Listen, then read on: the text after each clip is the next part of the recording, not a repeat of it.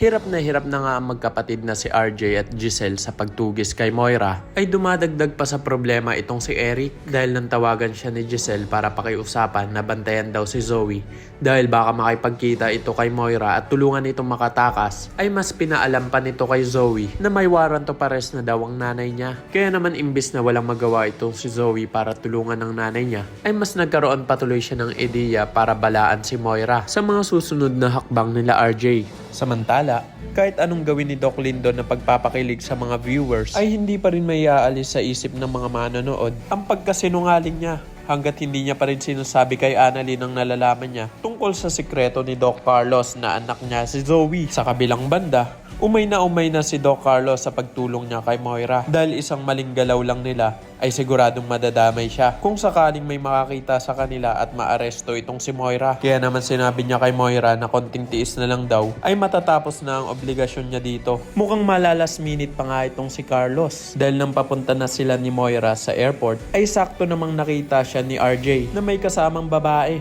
Kaya naman sinundan nila ang sinasakyan nito. Matumbok na kaya ni RJ ang ginagawang kalokohan nitong si Carlos?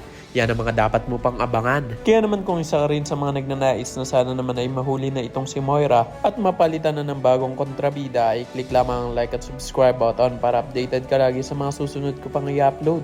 Maaari ka rin mag-iwan ng komento dyan sa ibaba para sa iyong mga salubin at suwestyon. Maraming salamat sa iyong panonood.